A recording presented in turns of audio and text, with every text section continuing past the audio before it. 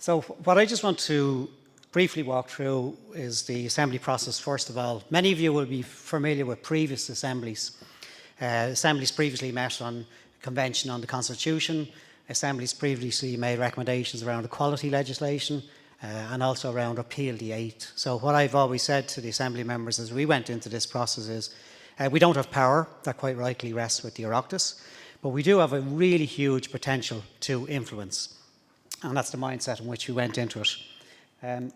But just a quite amazing process to say, first of all, 100 people randomly selected from around the country, representing, I suppose, the CSO data, so representing age, regionalisation, more or less socio-economic background, nationalities, with 12 different nationalities on the assembly process overall, and a really fascinating process to be involved in. A great privilege for me to be chairing a process of 100 people coming together and seeing the engagement over 7 months, 6 full weekends from Friday to Sunday, and a huge piece of work in between meetings on research, etc.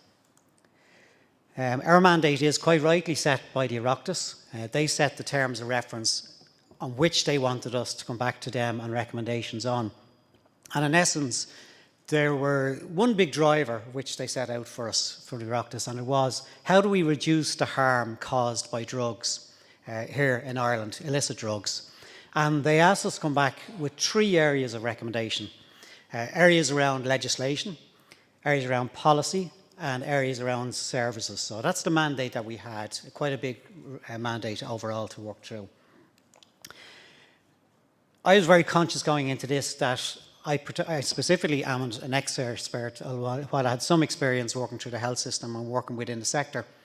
We needed some help and support for all of us and the Assembly members. In essence, we got that. We had a secretariat who were very proficient and understanding of the Assembly process and the deliberative democracy process, how it should work. But equally important, we brought together a range of an expert advisory group, and some people in the room here who were on that group. And I was anxious in that group that we had people who had very publicly advocated very different positions. People who had publicly advocated for full liberalisation, people who had argued very strongly in terms of the medical issues around liberalisation and the impacts of drugs. So we had a really good diverse group and really good strong debates before each assembly meeting how we should shape it up. Second group we had together was a lived experience group. And again, very anxious for every meeting. If we were going to be making recommendations about reducing harm, we had to hear the experiences of individuals, of families, of communities who had suffered harm. So we had a great lived experience group work with us throughout the process. And finally, we had a legal group because this is a complex issue in terms of legislation around drugs, illicit drugs, very complex.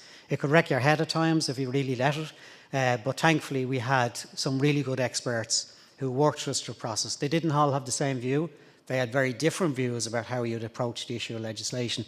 But again, that's what we wanted to make sure that we had fully represented. The citizens worked through quite an interesting process over the 7 months. We had 800 public submissions, which we had to pull together for the Assembly members to see and summarise. Within the Assembly meetings themselves, as I said, 6 full weekends they gave up of their time. In those Assembly meetings, they had over 200 hours of deliberations at their table. They had almost 150 presenters presenting them over the period of the 7 months.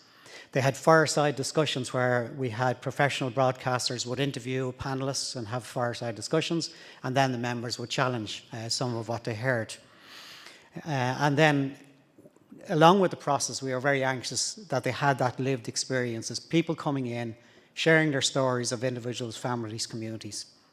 And throughout the process, we facilitated some site visits. They formally went to Merchants Quay and also went to Coolmine, to very prominent addiction services. And during the process, some members went to other locations, including a prison environment, to get a greater understanding of some of the wider impacts of it. I'm not a great fan of PowerPoint, as you'll see, not too many bullet points up here, but I think I do like video. So we pulled together a very brief 5-minute video, and I think it captures better the workings of the Assembly, the engagement of the Assembly members. So we'll roll it there, Colette. It is a great privilege to join you all here today in this Citizens' Assembly process and what's going to be, I believe, a momentous discussion. But you are the only people who will make the decisions in this room, on this assembly. We would encourage everyone to be bold in their questioning and recommendations as we go through the process. But what I would like to see is something active and dynamic grow, because you can bang about the criminal law book forever and ever and ever, and it doesn't stop murder. It doesn't stop any of the other of these horrible crimes. So criminalising and making it a criminal justice issue solely is not what it's going to work. People like ourselves working in this sector want to help people out of this.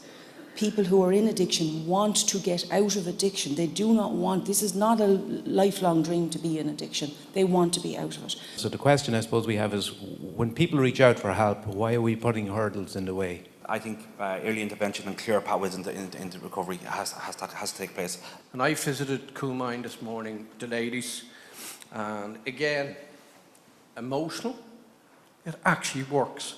And it doesn't need to be reinvented. So my point really is, once you have a good, solid, robust structure, integrated, good partner in the community like Coolmine, ourselves in the HSC advocating for more, you can get results. Not everybody can go through the health-led approach, which is wonderful, but there needs to be something when that doesn't work. And the sooner we get stuck into accommodating and minding young people, and the better in terms of prevention. How do we support young people from an early age? How do we improve our education system and their experience of the education system? But at what point do we see them as victims? Because a 13, and 14, and 15-year-old, how do we see them as a criminal?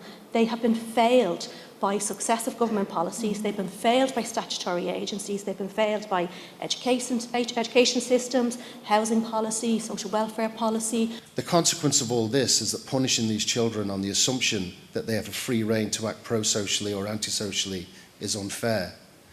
Punishing them is also ineffective. I have 2 teenagers, and you have changed my thought process completely about drugs and about the future of this country. You know, trauma is the root of addiction, and this has to be recognised and the stigma removed. We need to harness this recovery capital at a systemic level. We need our key partners across housing, health, education, employment, social services and justice. Where we live, where we play and where we work will determine our health. When we have health in all policy, health improvements are clear. What we need are treatments that recognise a biopsychosocial model. We need treatments that can overlap that. But more important than that, it has to be rooted in compassion and empathy. It's not conveyor belt approach.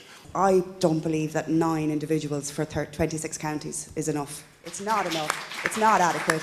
Can we please take our heads out of the sand for once and for all? If someone was, say, being referred to the service and the person is based in Galway and I'm having somebody who's in possession in Donegal, which is a 4-hour trip, how do I refer them on? And I think there's moments like this when we get to talk about it, especially in the traveller community, and bring awareness around about it.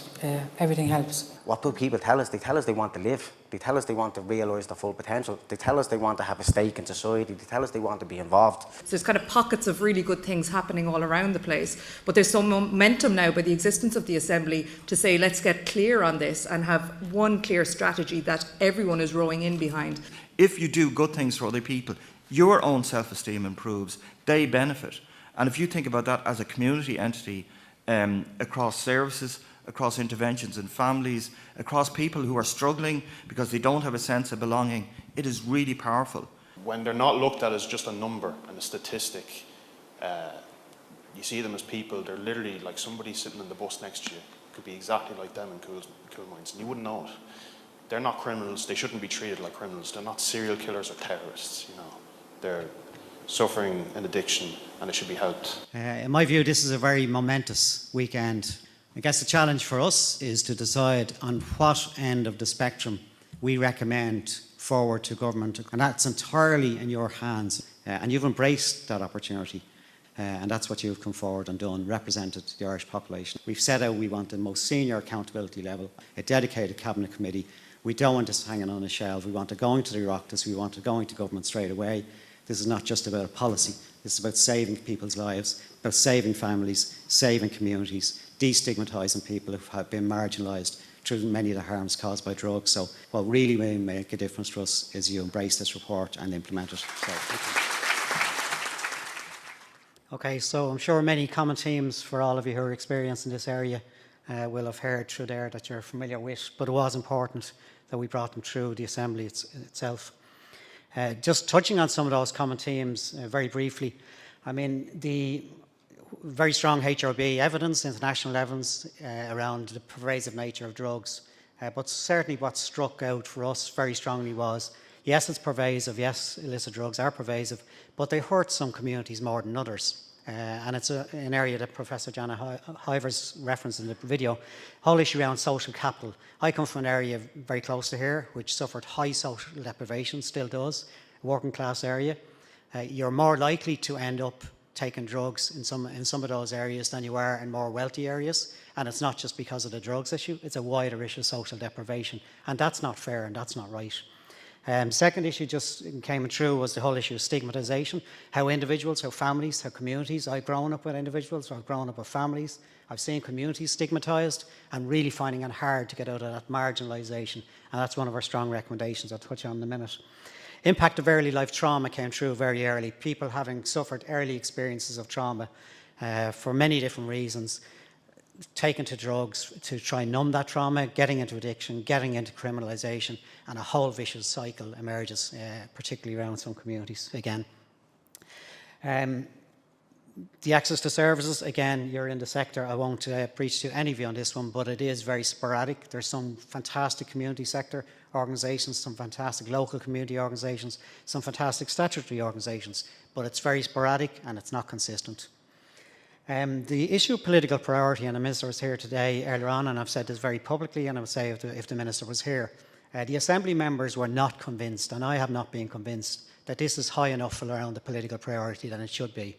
If this was happening in more wealthy areas in the country, this would be getting at different levels of focus. And I've said that very publicly, we will be saying it in the report. This needs urgent. One example of that is there's legislation sitting on the shelf designed in 2017, agreed by government in 2019. We're heading into 2024, which would have facilitated a stronger health-led approach.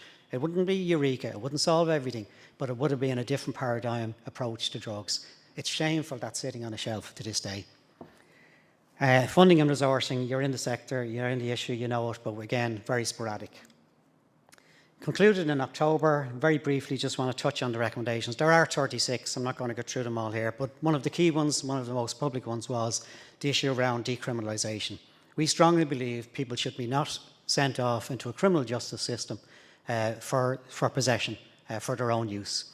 Very strong recommendation, and the way we felt we could go about that was having a health-led approach. Route people through a health system where they can get great awareness, greater knowledge, and be redirected if they do have addiction issues. I should say that was the recommendation for all drugs. There was an extremely tight vote, one vote of a difference, in terms of whether we should go further and fully legalise cannabis. The vote was what it was, but we will be reflecting in the report that was an extremely vote related to cannabis, but ultimately our recommendations are across all drugs for decriminalisation.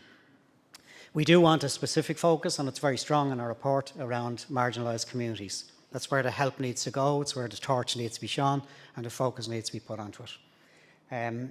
Political prioritisation, I think I've touched on it here, but we had a very strong recommendation. This is buried in a cabinet committee at the minute, 3 layers down. This needs a dedicated cabinet committee. This needs highest ministerial focus, and particularly from the Taoiseach, the chair of cabinet committee on the issue, if we're really going to be serious about making shifts. Services I've covered very briefly. We've made recommendations around funding and particular recommendations around prevention and education. I won't do justice to it all. They're all published on our site at the moment. A specific set of recommendations around prisons and addiction services and prevention services within the prison system as well, because we got a good in-depth insight into some of the issues there as well. So in closing, what happens next from our perspective is we finalised a report, which will be finalised shortly. We presented into government. The Oireachtas then assign a committee, either an existing committee or another committee of the Oireachtas, to evaluate, assess the report, discuss it with us. But I do believe this report has landed in the right place, where probably the population of Ireland are. There's a strong view we should have gone further. there's a strong view we shouldn't have gone as far as we did. But I do believe it represents a potential paradigm shift for Ireland to tackle this issue differently. Thank you very much.